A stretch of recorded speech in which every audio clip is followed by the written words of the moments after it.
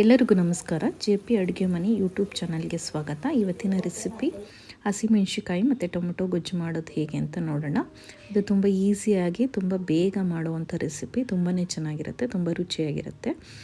ಇದಕ್ಕೆ ಬೇಕಾಗಿರುವ ಇಂಗ್ರೀಡಿಯೆಂಟ್ಸ್ ಬಂದು ಇಲ್ಲಿ ಒಂದು 20 ಹಸಿಮೆಣಸಿಕಾಯಿ ತೊಗೊಂಡಿದ್ದೀನಿ, 2 ಬೆಳ್ಳುಳ್ಳಿನ ಜಜ್ಜಿಟ್ಕೊಂಡಿದ್ದೀವಿ, ಜೊತೆಗೆ ಸ್ವಲ್ಪ ಕರಿಬೇವಿನ ಸೊಪ್ಪಿದೆ, ಅರ್ಧ ಸ್ಪೂನಷ್ಟು ಜೀರಿಗೆ ಆ್ಯಡ್ ಮಾಡ್ಕೊಂಡಿದ್ದೀವಿ, ಸ್ವಲ್ಪ ಕೊತ್ತಂಬರಿ ಸೊಪ್ಪು, ಜೊತೆಗೆ ಒಂದು 2-3 ಸ್ಪೂನಷ್ಟು ಹಸಿ ಕಾಯಿ ತುರಿ.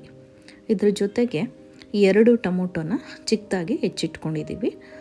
ಇದ್ರ ಜೊತೆಗೆ ಹುಣಸೆ ರಸ ಬೇಕಾಗುತ್ತೆ, ಅದಕ್ಕೆ ಹುಣಸೆ ಹಣ್ಣನ್ನು ನೆನೆಸಿ ಸ್ವಲ್ಪ ರಸನ ಒಂದು ಬೌಲಲ್ಲಿ ಎತ್ತಿಟ್ಕೊಂಡಿದ್ದೀವಿ. ಇದಿಷ್ಟು ಇಂಗ್ರೀಡಿಯೆಂಟ್ಸು ನಮ್ಮ ಹಸಿಮೆಣಸಿಕಾಯಿ ಮತ್ತು ಟೊಮೊಟೊ ಗೊಜ್ಜನ್ನು ಮಾಡಲಿಕ್ಕೆ ಬೇಕಾಗಿರುವಂಥ ಇಂಗ್ರೀಡಿಯೆಂಟ್ಸು. ಮೊದಲಿಗೆ ಸ್ಟವ್ ಆನ್ ಮಾಡಿಕೊಂಡು ಒಂದು ಚಿಕ್ಕ ಬೌಲ್ಗೆ ಬಾಣಲಿಗೆ ಸ್ವಲ್ಪ ನೀರನ್ನು ಆ್ಯಡ್ ಮಾಡ್ಕೊಂಡಿದ್ದೀವಿ. ಇದಕ್ಕೆ ನಾವೇನು ಹಸಿಮೆಣಸಿಕಾಯಿ ಎತ್ತಿಟ್ಕೊಂಡಿದ್ವೋ ಅದಷ್ಟು ಆ್ಯಡ್ ಮಾಡಿಕೊಂಡು ಬೇಯಿಸ್ಕೋಬೇಕಾಗತ್ತೆ. ಸೊ ಅದಷ್ಟು ಈಗ ಆ್ಯಡ್ ಮಾಡ್ಕೋತಾ ಇದ್ದೀನಿ. ಇದನ್ನು ಒಂದು 3-4 ನಿಮಿಷ ಚೆನ್ನಾಗಿ ಬೇಯಿಸ್ಕೋಬೇಕು. ಬೇಯಿಸ್ಕೊಂಡು ಆದಮೇಲೆ ನೆಕ್ಸ್ಟು ಅದನ್ನು ಒಗ್ಗರಣೆ ಮಾಡ್ಕೋಬೇಕಾಗತ್ತೆ. ಸೊ ಫಸ್ಟು ಬಾಣಲಿಲಿ ಆದಷ್ಟು ಮೆಣಸಿಕಾಯಿನ ಆ್ಯಡ್ ಮಾಡಿಕೊಂಡು ಒಂದು ಸ್ವಲ್ಪ ಸಾಲ್ಟ್ ಎಷ್ಟು ಬೇಕೋ ಅಷ್ಟು ಬೇಯಲಿಕ್ಕೆ ಅಷ್ಟನ್ನು ಆ್ಯಡ್ ಮಾಡಿಕೊಂಡು ಅದನ್ನು ಬೇಯಿಸ್ಕೊತಾ ಇದ್ದೀವಿ. ನೋಡಿ, ಖಾರ ಮೆಣಸಿಕಾಯಿ ತೊಗೊಂಡಿದ್ದೀನಿ ಇಲ್ಲಿ. ನೀವು ಬೇಕಾದರೆ ಸ್ವಲ್ಪ ಖಾರ ಕಮ್ಮಿ ಇರುವಂಥ ಮೆಣಸಿಕಾಯಿನೂ ಯೂಸ್ ಮಾಡ್ಕೋಬೋದು. ಕೆಲವ್ರು ಖಾರ ತುಂಬ ಜಾಸ್ತಿ ತಿನ್ನಲ್ಲ ಅಂಥವ್ರು ಸ್ವಲ್ಪ ಖಾರ ಕಮ್ಮಿ ಇರುವಂಥ ಮೆಣಸಿಕಾಯಿನ ಆ್ಯಡ್ ಮಾಡ್ಕೋಬೋದು. ಇಲ್ಲಿ ಸ್ವಲ್ಪ ಖಾರ ಜಾಸ್ತಿ ಇರುವಂಥ ಮೆಣಸಿಕಾಯಿನ ನಾವಿಲ್ಲಿ ತೊಗೊಂಡಿದ್ದೀವಿ. ನೋಡಿ, ಈ ಥರ ಬೇಯ್ತಾ ಇದೆ. ಒಂದು 3-4 ನಿಮಿಷ ಇದು ಚೆನ್ನಾಗಿ ನೀರಲ್ಲಿ ಬೇಯಿಸ್ಕೋಬೇಕಾಗತ್ತೆ. ಸೊ ಸಾಲ್ಟ್ ಹಾಕ್ಕೊಂಡು ಬೇಯಿಸ್ಕೊತಾ ಇದ್ದೀವಿ. ನಂತರ ಇದಿಷ್ಟು ಬೆಂದಿದ್ದಾದಮೇಲೆ ಅದಷ್ಟು ಮೆಣಸಿನ್ಕಾಯಿನ ಚಿಕ್ಕದಾಗಿ ಹೆಚ್ಚಿಟ್ಕೋಬೇಕು. ಇದಿಷ್ಟು ಬೆಂದಿರೋವಂಥ ಮೆಣಸಿನ್ಕಾಯಿನ ಚಿಕ್ಕದಾಗಿ ಹೆಚ್ಚಿಟ್ಕೊಂಡಿದ್ದೀವಿ. ಇವಾಗ ಸ್ಟವ್ ಆನ್ ಮಾಡಿಕೊಂಡು ಒಂದು ಚಿಕ್ಕ ಬಾಣಲಿ ಇಟ್ಕೊಂಡಿದ್ದೀವಿ. ಇದಕ್ಕೆ ಒಂದು 4-5 ಸ್ಪೂನಷ್ಟು ಎಣ್ಣೆನ ಆ್ಯಡ್ ಮಾಡ್ಕೋಬೇಕು. ಸ್ವಲ್ಪ ಎಣ್ಣೆ ಜಾಸ್ತಿ ಬೇಕಾಗಿರೋದ್ರಿಂದ ಇಲ್ಲಿ 4-5 ಸ್ಪೂನಷ್ಟು ಎಣ್ಣೆನ ಆ್ಯಡ್ ಮಾಡ್ಕೋತಾ ಇದ್ದೀವಿ. ಇದಕ್ಕೆ ಸ್ವಲ್ಪ ಒಗ್ಗರಣೆಗೆ ಜೀರಿಗೆ ಮತ್ತು ಸಾಸಿವೆನ ಆ್ಯಡ್ ಮಾಡ್ಕೋಬೇಕು.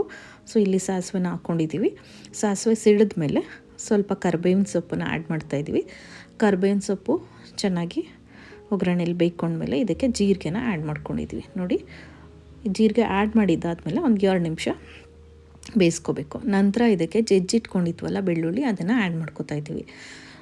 ಜಜ್ಜಿರೋ ಬೆಳ್ಳುಳ್ಳಿ, ಜೀರಿಗೆ, ಸಾಸಿವೆ ಮತ್ತು ಕರಿಬೇವಿನ ಸೊಪ್ಪು, ಜೊತೆಗೆ ಸ್ವಲ್ಪ ಅರಿಶಿನ ಆ್ಯಡ್ ಮಾಡ್ಕೊಂಡಿದ್ದಾದಮೇಲೆ ಒಂದು 2-3 ನಿಮಿಷ ಇದನ್ನು ಒಗ್ಗರಣೆಯಲ್ಲಿ ಬೇಯಿಸ್ಕೋಬೇಕು. ಬೆಳ್ಳುಳ್ಳಿ ಚೆನ್ನಾಗಿ ಬೆಂದು ಕ್ರಿಸ್ಪಿ ಆಗುತ್ತೆ, ಆಗ ಬೆಳ್ಳುಳ್ಳಿನೂ ಸಹ ಹಾಗೆ ತಿನ್ಬೋದು, ಚೆನ್ನಾಗಿರುತ್ತೆ. ಇದಿಷ್ಟನ್ನು 2-3 ನಿಮಿಷ ಬಾಣಲಿಲಿ ಹಾಗೆ ಎಣ್ಣೆಲಿ ಒಗ್ಗರಣೆ ಮಾಡ್ಕೊಳ್ಳಿ.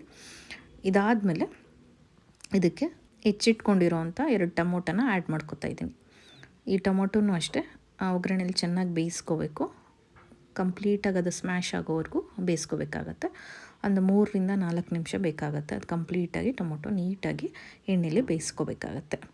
ಇದಾದಮೇಲೆ ಸ್ವಲ್ಪ ರುಚಿಗೆ ತಕ್ಕಷ್ಟು ಉಪ್ಪನ್ನ ಆ್ಯಡ್ ಮಾಡ್ಕೊಳ್ಳಿ. ಆಲ್ರೆಡಿ ನಾವು ಮೆಣಸಿನ್ಕಾಯಿನ ಬೇಯಿಸ್ಕೊಳ್ಳಿಕ್ಕೆ ಸ್ವಲ್ಪ ಸಾಲ್ಟನ್ನು ಆ್ಯಡ್ ಮಾಡಿರ್ತೀವಿ. ಅದಕ್ಕೆ ಈಗ ಗೊಜ್ಜಿಗೆ ಎಷ್ಟು ಬೇಕೋ ಅಷ್ಟನ್ನು ನೋಡಿಕೊಂಡು ಆ್ಯಡ್ ಮಾಡ್ಕೋಬೇಕಾಗತ್ತೆ. ಆ್ಯಡ್ ಮಾಡಿಕೊಂಡು ಒಂದು 3-4 ನಿಮಿಷ ಈ ಥರ ಬೇಯಿಸ್ಕೋಬೇಕು. ಎಣ್ಣೆಲೆ ಚೆನ್ನಾಗಿ ಅದು ರೋಸ್ಟ್ ಆಗೋವರೆಗೂ ಬೇಯಿಸ್ಕೋಬೇಕಾಗತ್ತೆ.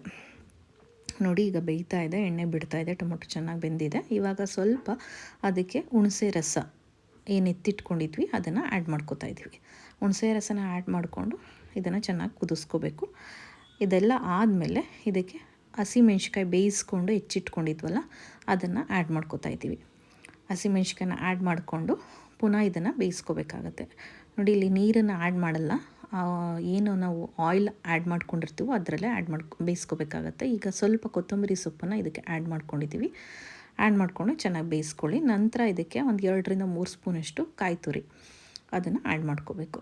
ಕಾಯಿ ತುರಿನ ಆ್ಯಡ್ ಮಾಡಿಕೊಂಡು 2-3 ನಿಮಿಷ ಹೀಗೆ ಚೆನ್ನಾಗಿ ಎಣ್ಣೆ ಬಿಡೋವರೆಗೂ ಎಲ್ಲನೂ ಚೆನ್ನಾಗಿ ಬೇಯಬೇಕು. ಬೆಂದು ಎಣ್ಣೆ ಬಿಡಬೇಕು. ಈ ಥರ ತುಂಬಾ ಚೆನ್ನಾಗಿರುತ್ತೆ. ಇದನ್ನು ಅನ್ನದ ಜೊತೆಗೆ ನೀವು ಏನಾದರೂ ರಸಮ್ ಮಾಡಿಕೊಂಡ್ರೆ ಸೈಡ್ ಡಿಶ್ಶಾಗಿ ಯೂಸ್ ಮಾಡ್ಬೋದು. ಜೊತೆಗೆ ರೊಟ್ಟಿಗೆ, ಚಪಾತಿಗೆ, ದೋಸೆಗೆಲ್ಲ ತುಂಬಾ ಚೆನ್ನಾಗಿರುತ್ತೆ. ರೊಟ್ಟಿಗೆ ನೀವು ಇದನ್ನು ಹಾಕ್ಕೊಂಡು ತುಪ್ಪ ಅಥವಾ ಮೊಸರು ಯಾವುದನ್ನಾದರೂ ಆ್ಯಡ್ ಮಾಡಿಕೊಂಡು ಜೊತೆಗೆ ತಿನ್ಬೋದು. ತುಂಬಾ ರುಚಿಕರವಾಗಿರುತ್ತೆ.